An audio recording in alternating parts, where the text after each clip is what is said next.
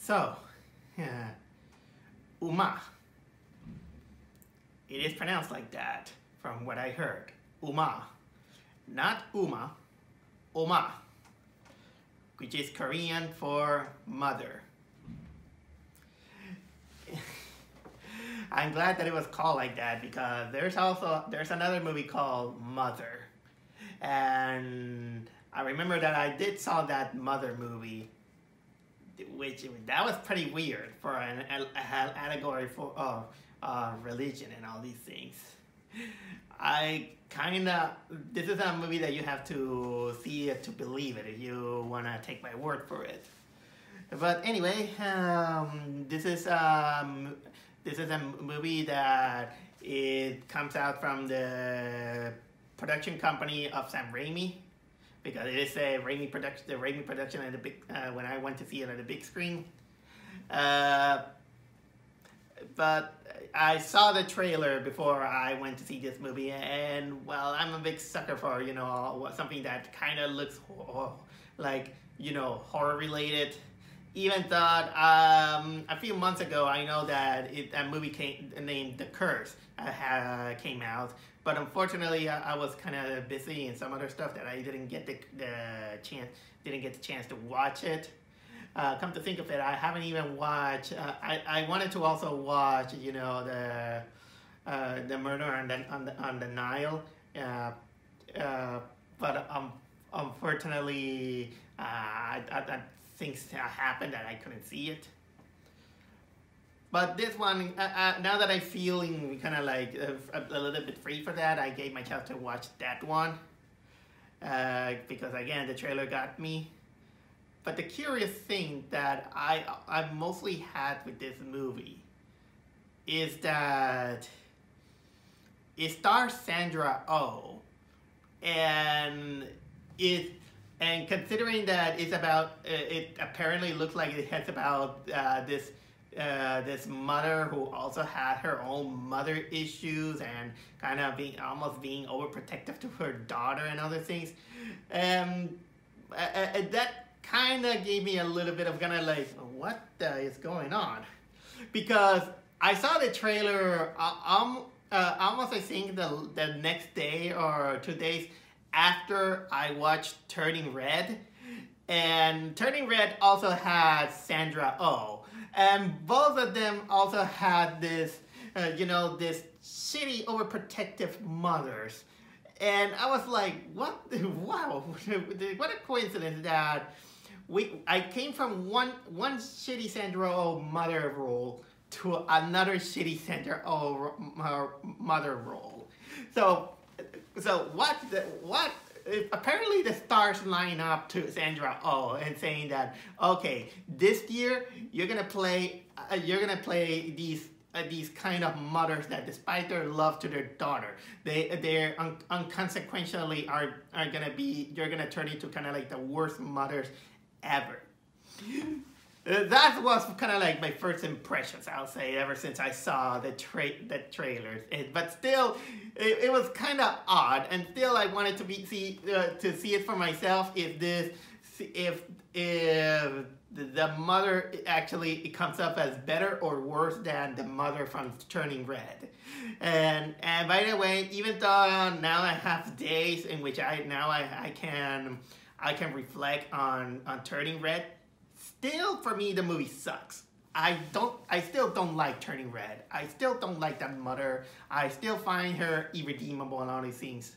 But yeah, I'm gonna make some kind of like comparisons to this movie.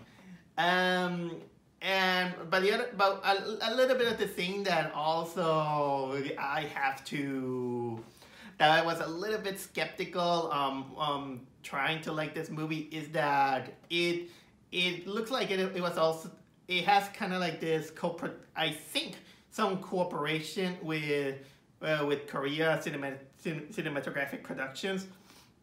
Maybe it wasn't, but I was a little bit skeptical to that. But it's mostly because I think I already told you that apparently I had kind of like a little bit of a bad hand when it's about Korean movies. usually when I pick up something of Korea and decide to watch it, I always come up with some of the most depressing things I have ever seen in my life. It's always kind of like this strong social commentary that kind of shows up that they're gonna live a shit life and you're gonna stay like that forever. Almost like no hope. They're very depressing.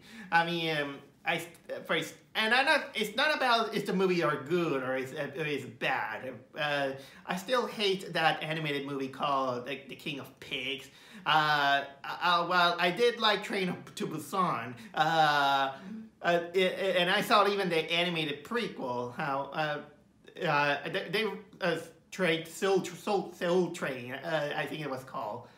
They always they're very depressing. They were very depressing. They were good, but very depressing.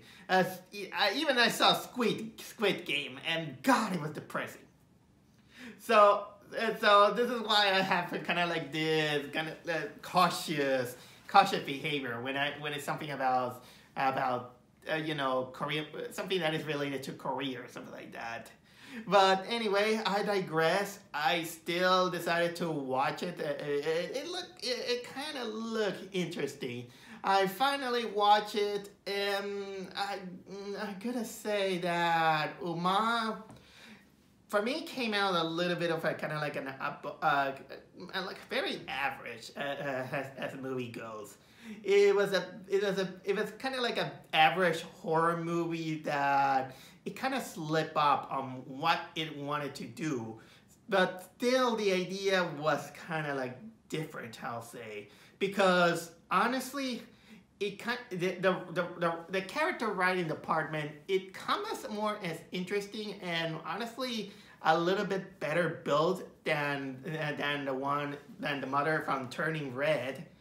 But it kind of created some hiccups that kind of detach it out of it.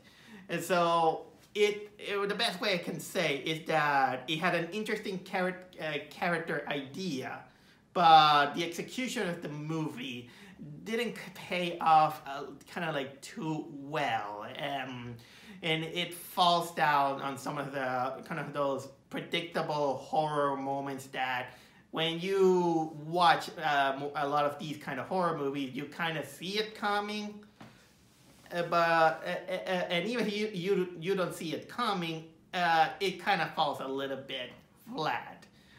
But either way, I can't be too angry with this movie.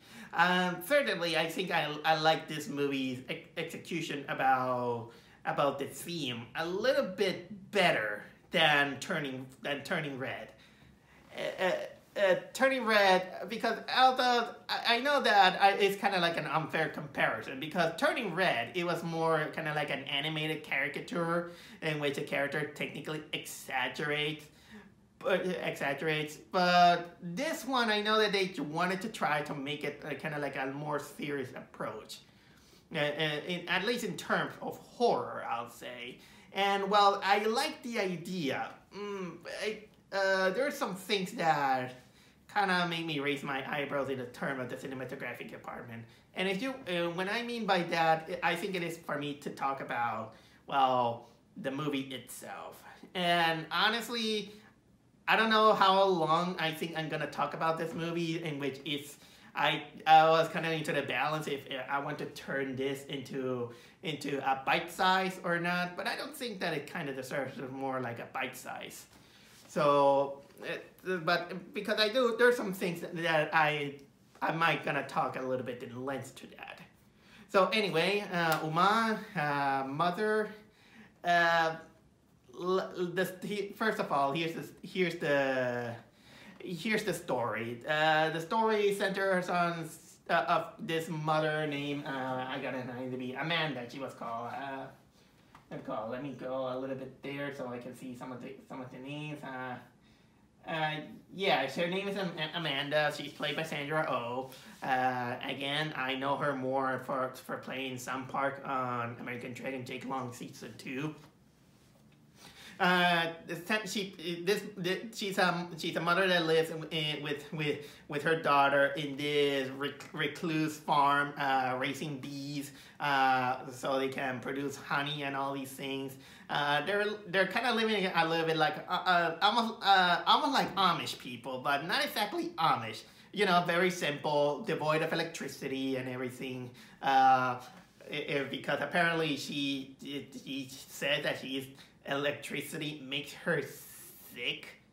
I'll get to that just in case. But anyway, they live kind of like this Amish simple lives, you know, getting supplies from friends from far away and all these things. Until one day, Amanda's uncle comes to visit from Korea. He's like, I couldn't find you. You changed your name because of that, and because I wanted to tell you that your mother died a few months ago, and she was kind of like saying your name and all these things, and so you gotta pay the proper respect for the person that raised you. So here's a big box. This is where her ashes are. Do what you must, or else she's gonna follow you like this goat, kind of like this Korean goat called a giwi or something like that. Which this event technically awakens the mother to have trauma because she had a horrible experience of abuse and with the mother, let's say, and it kind of haunts her demons that kind of let's say that it begins to have cause tension with the relationship of her and her daughter because, well, she's technically afraid that the past is going to haunt her and that she might end up turning into her mother or something like that.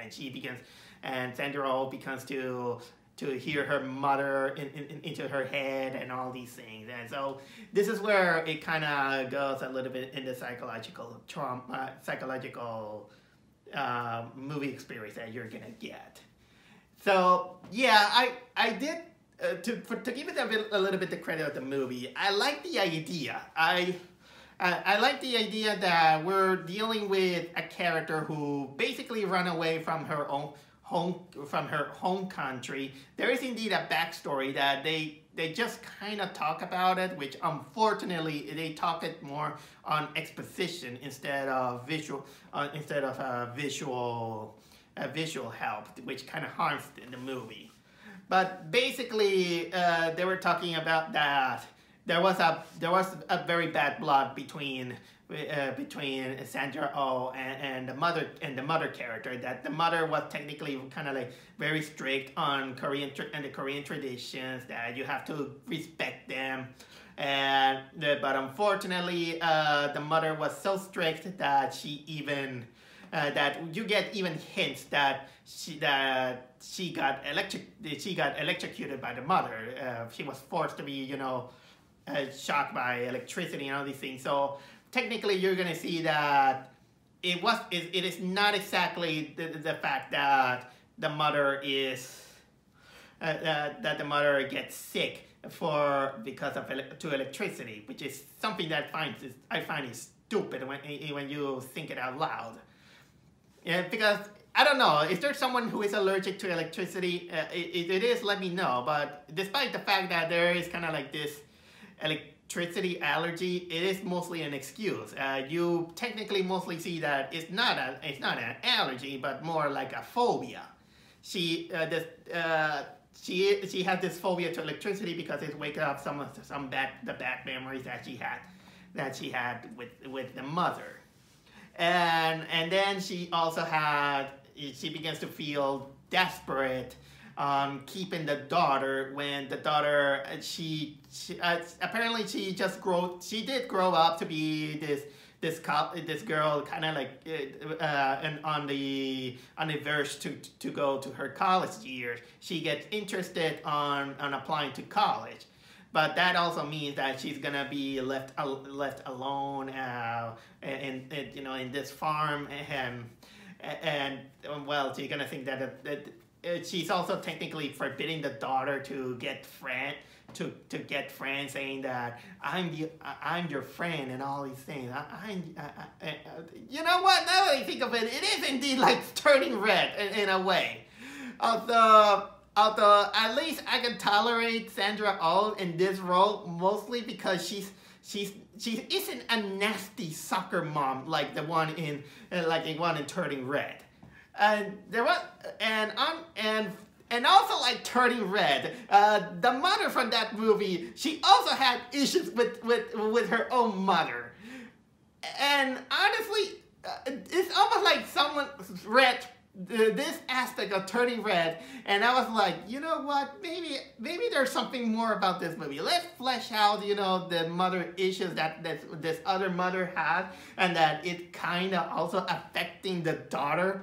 But of course, instead of making a metaphor to puberty, let's make it about a woman who is coming out of age, and she wants to get out of the shell and try out new things because she finally grew up. But the mother is like, no, don't go. It's kind of weird now that you think about it. Okay, now I can go a little bit with the acting now, because honestly, Sandra-Oh does like always, she gives herself a decent performance. When she acts well. Not exactly spectacular, but we're talking about this seasoned actor that you can tell that she has the chops of acting. Even though some of the, because of the direction of the direction is a little bit, how can I say that, doesn't let her go all out, because, well, they wanted to make it kind of like a psychological horror in which some certain emotion has to be restrained, but still she's kind of like more like an interesting character. Sorry, I don't know what's happening outside. The usual car stuff. So I apologize. Although apparently they're doing Morse code with an ambulance.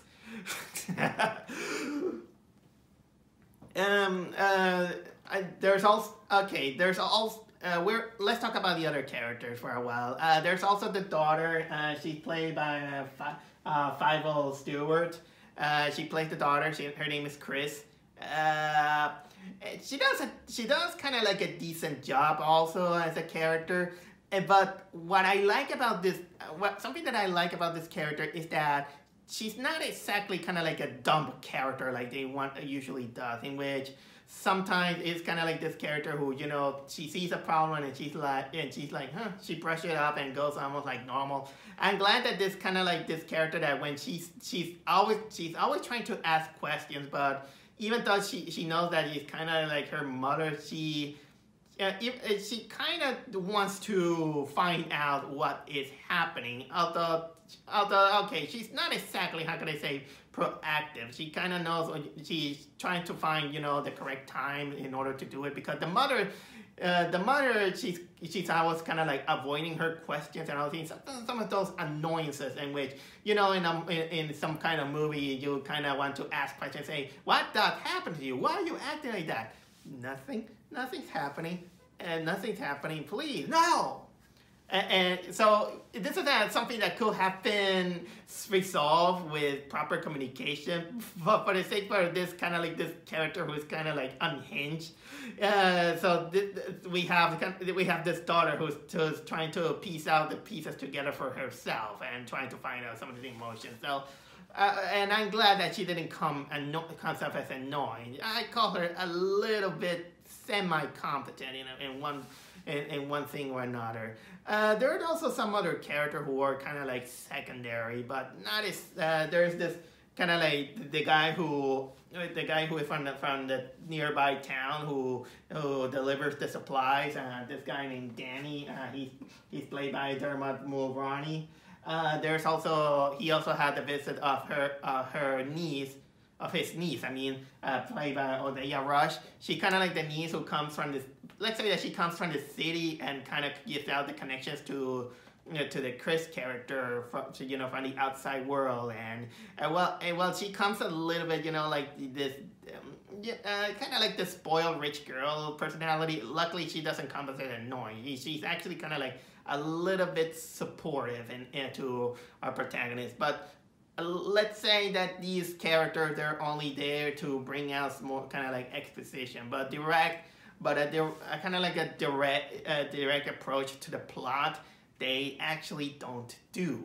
And also, there's technically other character that here is that uncle that appears at the beginning of the movie, but he just only has one scene. He just go there, deliver the box. He say kind of like stern, mean things, like saying that she was your family or something like that, and you're so that's it. I kind of wish that they could have done something more about this uncle character, but still kind of gives you the idea that probably this is a very shitty family that kind of guilt trips the Sandra-Oh to do something about this, giving the proper burial, because well, she's the only daughter and all these all these things, which I'll get to that in a bit. Oh yeah, and also there's this actress who plays the mother, and she's mostly used as a voice, and using the spectral visions and all these things. It does a good enough job to show that well, it is scary and all these things, at least for as scary as the movie tries to be. Okay, you might be thinking that because of my choice of words, you might sound like I'm technically praising the movie, but I only talked to you a little bit more about the interesting aspects about the story that I could give them credit, as well as some of the decent acting. But when it's about the cinematography, some of the usage of the themes and other stuff, this is where the movie falters, I'll say. For one, at least I'll give this that they do have a very, very loud and very well, kind of like pretty decent sound effects, I'll say. Because at least in the movie theater where I was, you could feel the loud sound, the ambience music, the sounds, and all the creepy elements that they wanted to make it creepy. But unfortunately, that also means that the movie then is gonna rely on fake jump scares. And unfortunately, it does. Unfortunately, there are instances in which it's always, that comes with a character that sees something and it follows by a jump scare because something appears out of nowhere, only for the character to apparently blinks and it's gone. It's gone. Man, it's a shame because some of the effects for some of the effects and the props that they use to make the things kind of like creepy, it works well. It works well enough, except for some moments. There are some moments that it feels too dark and there is also one moment that is. This is something that I kind of wish that they could have just dropped it. They could have dropped it because it didn't work thematically as well as visually. That was the word I was looking. Visually. You know what? I'll tell you right now, because I don't know if I didn't get it, but that really harms the movie, and it comes with technically one of the biggest problems that I have. Here's the thing: when the mother was given a box, apparently they wanted to make us pay attention to this piece of cloth that it is wrapped around the lock of that chest. And apparently the camera wanted to visualize that the designs of that piece of cloth, there is this nine-tailed fox. And yeah, I know about the mischievousness of the nine-tailed fox, the kitsune, and all these things. But I was thinking, okay, what is the point of that? Because they didn't bring it. They don't bring it anywhere. But then it comes out a moment. It comes out a moment during the climax, in which there's kind of like at first it's kind of like there's this. They find a footprint that looks like a wolf print, a canine print, let's say. And it's almost forgotten until we get kind of like this visual cue in which the characters finally see, how can I say, that apparently some of the chickens get killed. And we see this bad CGI fox. Not horrible, but very, very, very CGI fox. And then it kind of looks at a character and goes like, ugh. And then it reveals it's nine tails. By the way, I'm not gonna give out any Naruto reference. I think I already did that. So, but anyway, this nine-tailed fox appears, and then it's gone. Nobody talks about it. Nobody talks about this not even during the whole movie. And does it have a point? No. This nine-tailed fox bothered me during the whole after the movie is finished, because it was like, what was the point? What was the point of the nine-tailed fox? Because if you wanted to have some metaphor, I didn't get it. I can't believe I'm gonna say this, but at least the metaphor in turning red, it worked better than this nine-tailed fox metaphor that they wanted to try this, but it failed. There was no point of this nine-tailed fox. Or if you've seen the movie and you get the point of that nine-tailed fox, please tell me. Because on the first viewing, nothing. You could remove everything about this nine-tailed fox and it will affect nothing.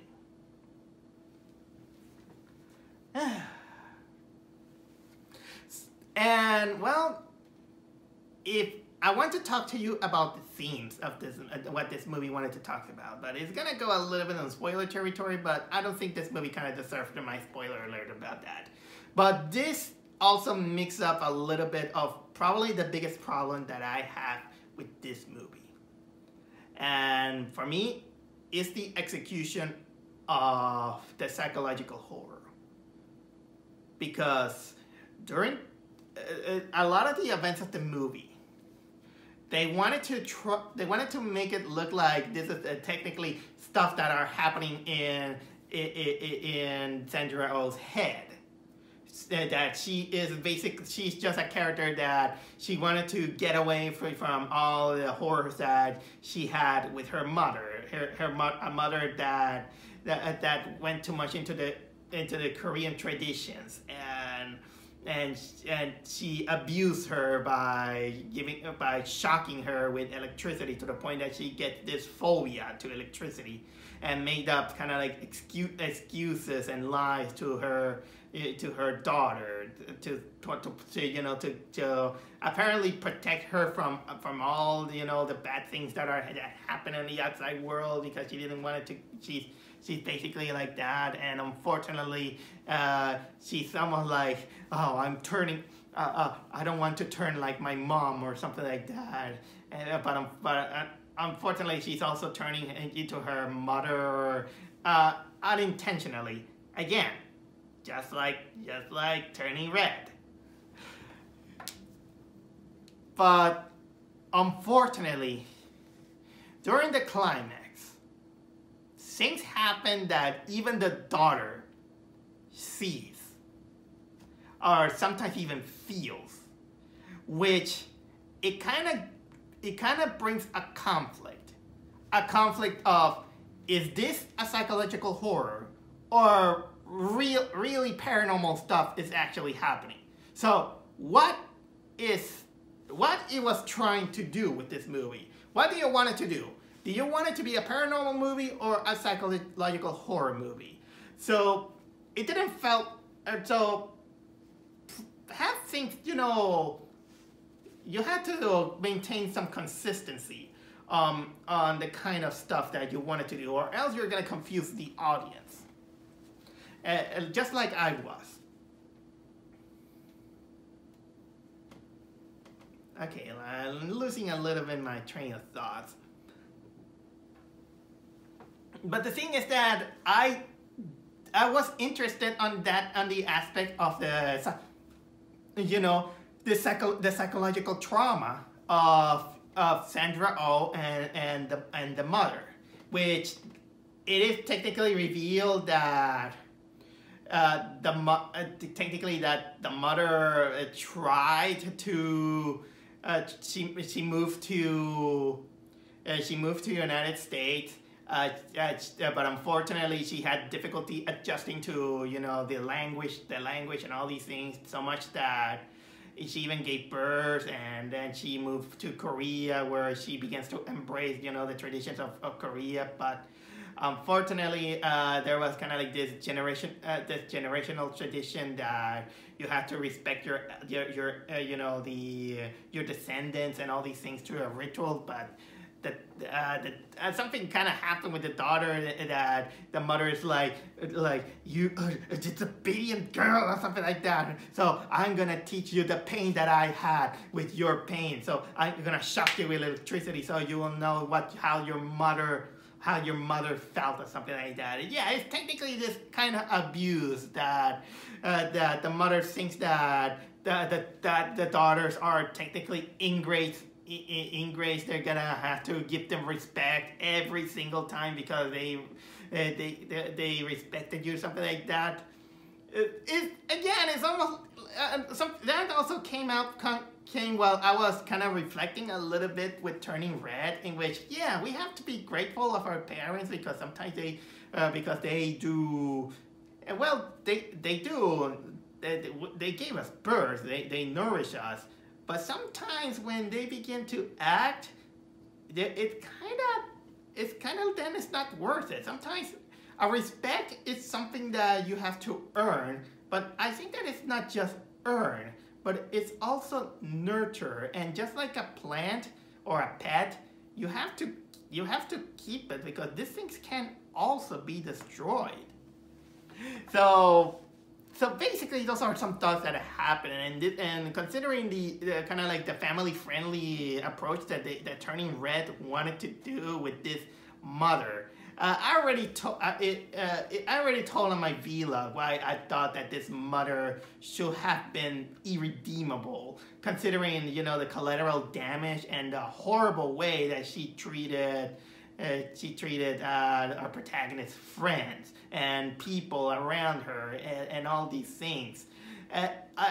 So this is why I kind of felt a little bit more forgiving to Umma in the characterization of the relationship of the Sandra-Oh and her mother, in which she got this fear, and then when she escaped from her mother, she apparently later, in a vague explanation that I didn't get it, she had a daughter, but still she lies to her in order to protect herself from, you know, the outside world, because, well, she didn't want it. She couldn't ask for help, because she also had some difficulties adjusting to, you know, the lifestyle of United States. And it didn't also help that because of her trauma, she had a phobia to electricity, to the point that she lies and say that electricity makes me sick. So this is why I put even a sign and tell everyone that that beyond this point you should enter without a smartphone and all these things. Even the daughter, when she discovers all that, she's technically shocked. She's shocked about it, and she even confronts the supplies guy. It's like, you knew all this? Yeah. Why didn't you tell me? Well, why didn't you go and help her? We tried, but she can't, and all these things. And this is technically kind of like a problem of her own and all these things. So she becomes so Sandra-Oh, yeah, kind of becomes unhinged, and she basically is a character that unintentionally she's becoming her own worst nightmare, which is her own mother. That's what's the interesting part. But again, the movie apparently couldn't make up his mind if it wanted to be psychological or paranormal. Because yeah, we have these moments in which the mother becomes how can I say it? She reaches kind of like rock bottom after a nasty fight with the daughter, when the daughter is like, she wanted to confront, but the mother's like very reclusive and on her thoughts and all these things. But because she keeps hearing, the mother saying that you're a bad girl, you have to act like me so you can protect your daughter and all these things. And then apparently she comes to a moment in which she gets possessed by this ghost, and then the daughter comes back. Of course, I don't know. Also, coming out of my own reasoning, why you come back to the mother after this nasty fight. So anyway, still the daughter kind of begins to see that the mother is kind of like, wearing the mother's kimono, that it was also on the chest. There was kind of then she begins to act like the mother, and she's like, my God, what have you done and all things. Oh yeah, and then for scary movie sake, they also made her kind of like having this twitches, the skin kind of acting up like this. The daughter even begins to hear then some other voices, and then she's the one that even sees the nine-tailed fox that I already mentioned, and I was like, what is the point of that? And then of course she gets struggling with the mother, and she's like, you said that you don't want to become your mother or something like that, and Sandra-Oh even snaps out, and then of course, for some reason, I don't know how, hands come down from the ground and they drag her underground. So again, how is this is that happening in her head or not? Because if it is in her head, the daughter couldn't have seen it. So, and then of course we get the confrontation between Sandra-Oh and the ghost of her mother, in which it also involves the musical, kind of like this musical box, and which I don't know why the musical box is there. It's almost like kind of like the soothing moment in which she had by saying that you gave me this musical box that it will cheer me up or something like that. And then of course the ghost of the mother, she say, oh, you gotta respect me, and Sandra-Oh kind of semi disrespect her by finally coming in terms to it. It's like, I'm not like you. You were cruel to me. You don't have to. I'm sorry that things didn't work out with you, but you didn't ask for help. But so I'm gonna look for help. I'm gonna give you the respect that you needed. So it's the only thing I can give you, because you're dead. And the only thing I can now give you is kind of like this, this deep respect. The sense of respect to your ancestors and all these things. So she finally gets out from her trauma from the mother, and she raises it from the ground, almost like she came back from the dead. And I was like, okay, so she really was dug underground by hands. And of course, the movie ends with that finally everything is doing fine. The mother, Sandra-Oh and Five Stewart, like mother and child, they build a gravestone of the mother. They give kind of like the seance respect, and of course, the daughter finally gets a smartphone, and of course now the mother technically defeated her phobia to electricity, and of course now the daughter moves to college. And well, the final shot that we get is, of course, the mother gravestone, you know, with the offerings and the candles, and then we see, of course, a sight of the mother kimono and all these things, and the end. Honestly, I don't know what to say. I want to know if an abusive mother, it is worthy of respect of using, you know, these offerings and all these things. I thought that bad people, they are mostly exercised more than that. But okay, there's kind of like this I don't know, Giwi was called, or Korean ghost, that there was, maybe this is kind of like a ward for bad spirits or something like that. But either way, was it psychological or was it real? Paranormally real, as I might think. I mean, I've seen those kind of movies that tries to put the boundaries between paranormal or reality, or psychological or reality, and some of them they did well. I mean, the other Mother movie, the religious one, that was crazy. That was, but the way it was executed, that still I can count it as psychological. But this one couldn't even make up its mind, which basically diminishes on it. So, do I recommend Umma? Well, not exactly. Not exactly. Pretty much it's a below average movie. It was very below average, I'll say. Again, I like what they were going for. I like the character writing aspect is much interesting and much better than Turning Red. There was an aspect on Turning Red that it failed, and they kind of make it up on Umma. But Umma didn't work out on its proper execution and character development. Do that. It probably they wanted to focus too much on the horror aspect than the psychological aspect, and building up well. And so, unfortunately, I just came out a little bit disappointed now that I think about it. Not disgusted, just a little bit disappointed that it could have been a little bit more than well what we got.